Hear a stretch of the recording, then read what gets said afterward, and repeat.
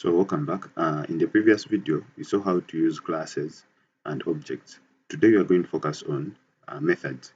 What are methods, how to use methods, among others. So let's dive in. A method, as explained earlier, a method is a block of code that performs a specific task. Now in programming, while building, let me say system, most of the times, we mainly rely on methods. I'll explain why. So you understanding how to use methods or how methods come into place is a fundamental thing. So let's dive in and see. So a method simply, let me say you want to calculate like numbers. You use a specific method. Let me say you want to authenticate users. You use a method. Simply, a method is simply a block of code that performs a specific task. In Java, we mainly, at times, we prefer separating methods. Why? You separate your method and you call it whenever you want it. Let me say you want to, let me say you want a grading method somewhere. You just separate it from another class and you call it whenever you want it. Meaning, methods will help in code reusability, code maintainability, among others. In the previous video, we saw something like this, whereby you can create a method that adds two numbers, but also someone can add numbers here on the main method. This is our main method. And if you are very critical, you see that everything in Java is written in specifically methods. So you understanding methods, it will be a great addition to you in this programming world. So you see that even this one, our main method is, even the main is also a method, something like that. So you can add two numbers, in this case, like this. You can add two numbers. Here you can save the result into a result variable equal to num1 plus num2. Then output this. I want to see this on the terminal. Result. We are outputting result.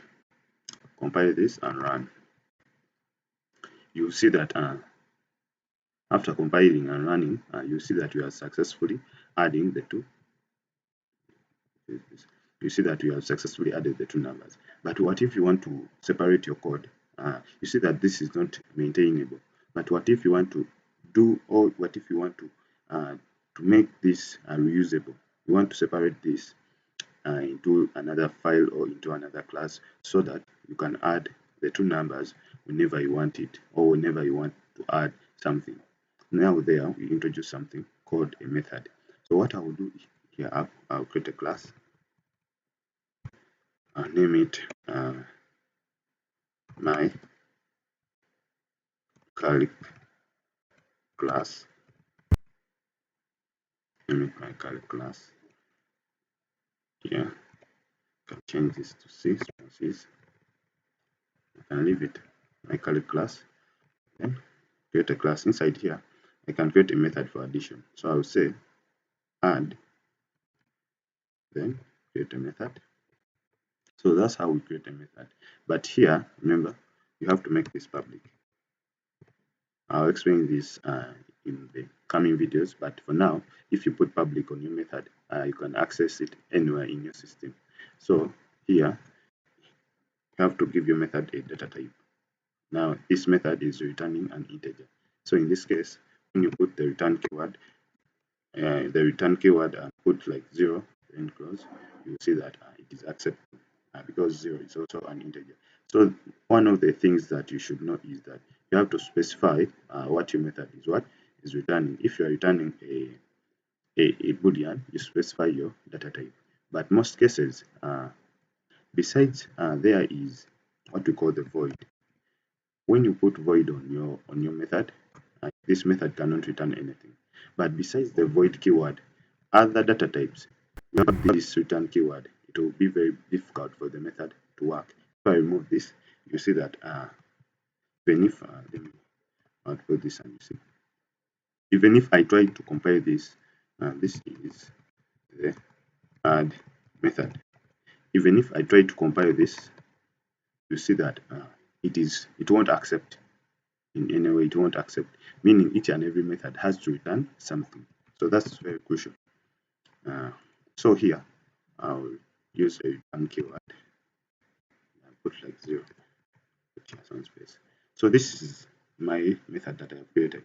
So what I can do is that how to use methods. After creating a method, you can call it, but remember the method is inside the class. In the previous video, you saw how classes work and how you create objects. So in this case, I'll create an instance of the class. Here, I'll say my class, this one, we use it here, that's the data type. Call this cal is equal to new my class name. Then here, automatically this I have created a new instance of this class, meaning I can now access values in this inside the class.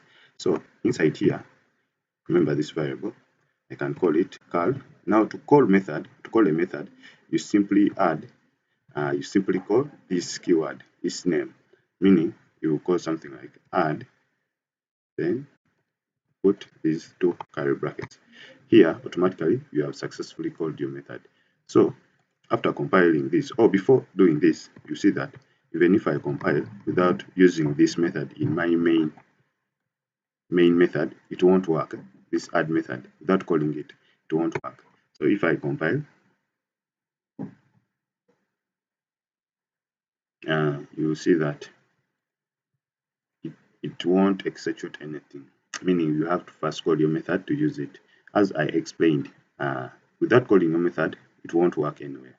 Methods work after calling them. So when I call this method, in this case, and close this, then run, and let me compile and run. You see that after doing this, my method is working as intended, meaning methods don't work without calling them. Yeah. So my method has to add two numbers, like in this case. So what I can do is that I can pass the two numbers in this method. How? I can comment out this, put this down, comment out this, then comment out this. So I'm having these two numbers and I want to add them, but I want to add them using the add method, meaning let me say I want to use the add method in the rest of the system. I only have to call the add method and it will do the rest. How will I do that? I will come here. These are the two numbers that I want to add. I'll pass them inside here as arguments. So I'm having num1, comma, and I'm having num2. No need for comma, and I'm having num2. So when you reach here, I will say I will receive these two arguments that I've passed here. So I will say int num is an integer and int num2 is also an integer.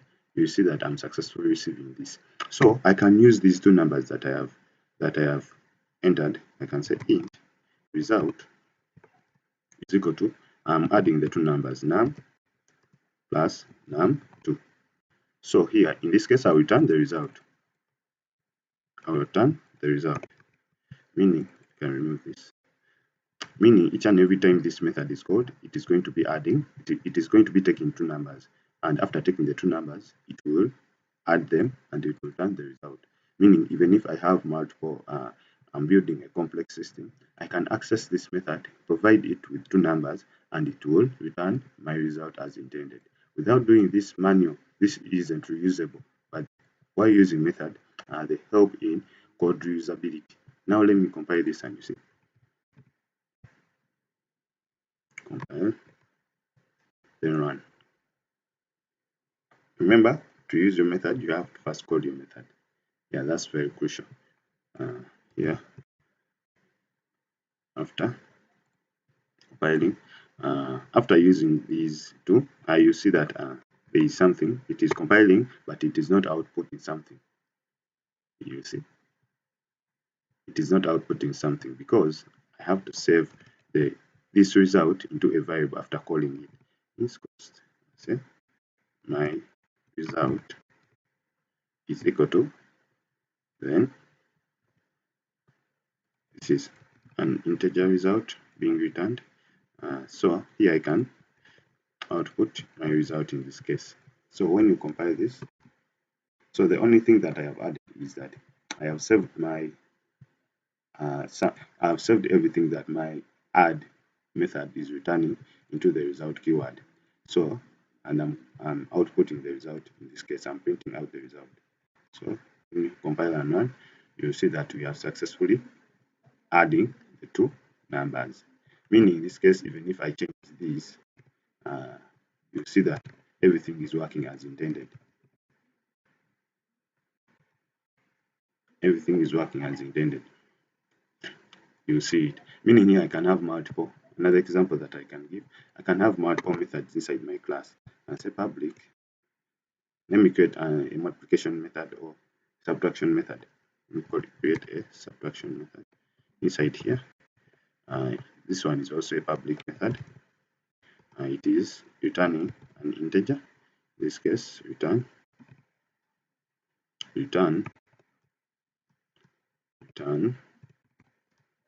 an integer. So I can call this method in this case. I can call this method. Sub is missing return keyword. It is still compiling. I can call this method in this case, and you see that I can use this method, the subtraction method. Yeah, it is still loading. My extensions are still loading. That's why it is showing this, but it is later going to compile and see. Yeah, it is done. So I can call a subtraction method. After creating this instance, remember, you only to access values in this class, you only have to define the class instance. Meaning here, I already have it. I can now use it. I can say int my sub result, saving this into a variable, is equal to call dot sub. You can see that I have successfully called my subtraction method. I can also give it some numbers. I can say here I can create new numbers. Say int number is equal to, let me say add int number 2 is equal to, let me say 10. In this case, I'm going to give these, I'm going to pass these numbers here and number 2. So I will receive these numbers into my method. The numbers that I inserted are number 1, which is an integer, and number 2, which is also an integer. But remember, int result, saving this into a result variable, you can change this to any variable. Let me say my sub number variable is equal to number minus number 2. Then return this. So when you compile this, so let me output this, and you see that we have successfully subtracted and we are getting the results as intended. So after calling the sub, I'm giving it arguments, and the arguments I'm receiving them, then later subtracting, then returning the result. So when you compile this one, you see that it is subtracting as intended. Yeah, you can see that you can use multiple methods into a class. You can call methods. That's how you create methods. That's how you call methods. So simply that's how you can use a method in Java. Thank you.